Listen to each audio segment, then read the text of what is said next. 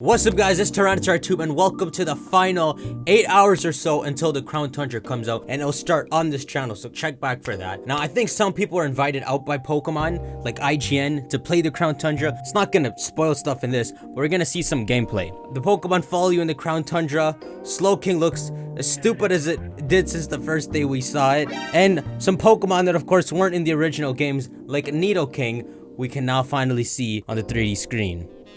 Oh god, bro! He's making me uncomfortable, this Slowking. The Crown Tundra is supposed to be what happens after Sword and Shield, unlike the Isle of Armor, which can happen during. This is kind of like one of the spots in Sword and Shield where the grapple locks are. Is that an Avalugg? Wait a minute. Wait a minute. Wait, did you see that? That kind of looked like an Avalugg. Doesn't... Oh my god, that might be Avaluggs.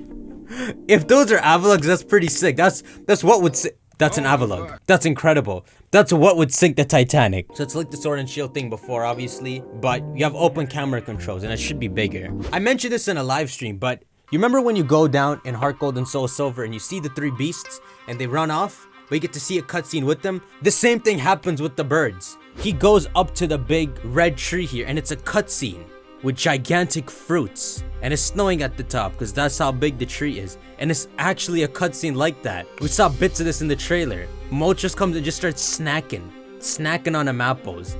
Sucker looks down and someone wants to scrap with them. Bro, these dudes, they just scrap with each other. It's just like the legendary beasts, but these dudes hate each other. They got problems. This is my food, bro. Serene Articuno, of course. Suckers, I booked this reservation. Hey, this is sick. They got bad blood between each others. And then they... Why? Did you see the way Articuno just floated up? Then they all spread out.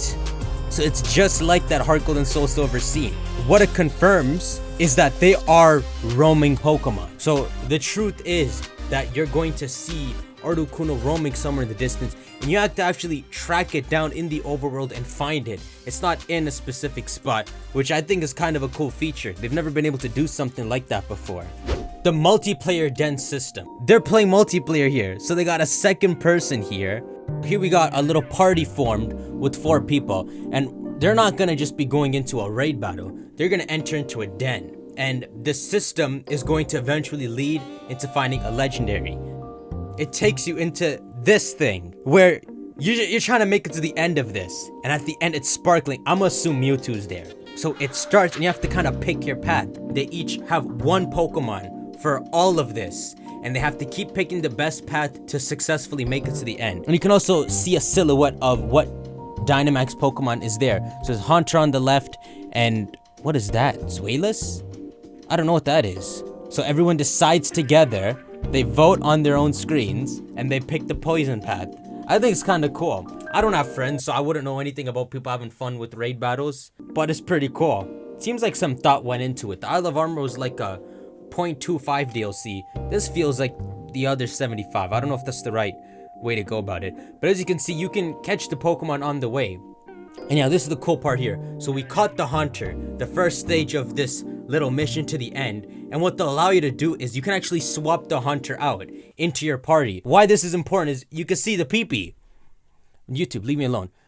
Trail run's running out. So with all the Pokemon you're gonna have to fight to eventually get this legendary, you are gonna have to swap out your team. You just have to find the best ones to do it. I don't think Haunter's a good bet. Rhydon is better. I think a mix for a cool system. So now they picked the left path, so their options are gonna be different. The path actually splits into 3, while the other path split into 2. So that's something you have to look out for. You can just use the right analog and scroll up to see all the map, so you can sort of see what future you're heading up to. Another thing is, you might be able to tell who they're gonna vote for here, because here are the 4 trainers here, and they can go left, up, or right, but there's a scientist lady there. So they're gonna probably vote for Water. She's an NPC, but you have to take the path to talk to her. And I'm pretty sure, there's another one. Was that a hop up there? What the? Oh. No, some random girl. They're gonna choose to talk to her. I'm pretty sure she's gonna heal their team. I feel like this might be like the Battle Pike, or one of the ones in Emerald, where sometimes the NPCs can be bad. Is your Pokemon feeling a bit worn out from your adventure? Oh, I have a rental Pokemon here you can swap with. Whoa, This is so good. Everyone's gonna say no for him, but Gloria's gonna say yes. Here's the thing. It's a surprise. She's not gonna tell you what it is. She's gonna forcefully give you her rental and take yours. Let's see which one's getting. A Kling Klang. Funny enough, that's good because you're about to fight a water Pokemon. So I think it's kind of a fun system. The only thing is raid battles are long and it annoys me when they put that shield up. Oh, it was a Cramorant. And yeah, that's all they show us of the raid den. So you would keep going forward. There's some other NPCs there. I feel like I want some NPCs that have negative effects. Maybe they like poison your team. That happened in the Battle Pike. There'd be NPCs who poison your entire team and you're trying to just make it to the brain and it screws you over. I want an NPC to like scam you. So they'll give you a Clink, Sunkern. Alright, I'm back with information on this den system, on these little mazes.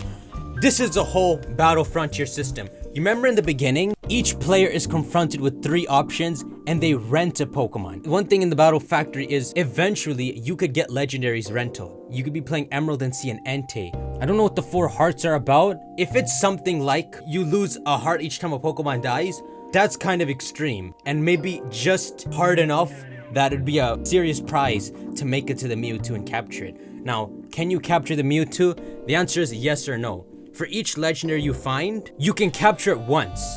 But if you go through this den again and it's Mewtwo waiting at the end after you've already captured Mewtwo, I don't think you can capture it again. I think you can run into Mewtwo again, but after you defeat it, it's not gonna let you capture it. So we have that traditional thing, just like the Hoopa portals. I appreciate that it's like a challenge leading up to the legendary.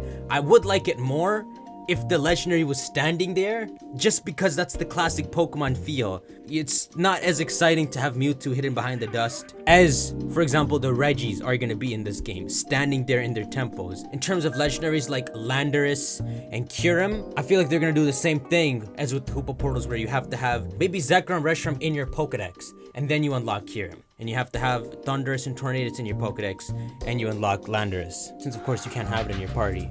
There's one last thing in this gameplay. It's not as exciting, but it's the Galarian Star Tournament. It turns out to be like the final thing you do in the DLC. So you have to beat Sword and Shield and beat the Crown Tundra. So you're at like Trainer Red level of I've beaten this game completely, and then you unlock the Galarian Star Tournament. So you pick your partner, who they imply could be like Marnie, Clara, anyone who you've encountered in this game that's important, and you go through this tournament. And what people say is the fun part is that the characters will talk to each other. So you know Nessa and Milo are rivals, maybe even going out.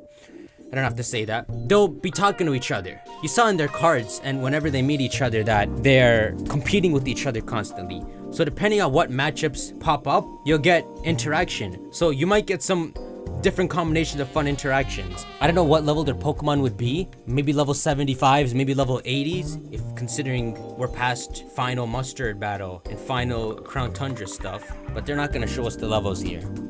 Your water's got my your water's got my Pokemon all energized and happy, Nessa. Milo, if you don't shut up. Yeah, they're complimenting each other. It's kind of cool. Obviously, one of the biggest pair-ups is gonna be Leon and Mustard, dual champion. It's fun Mustard has come back in this DLC. Makes it feel like they've been building the world more and more with the DLCs. It didn't feel like Mustard was just a side story. Mustard is now involved in the story too.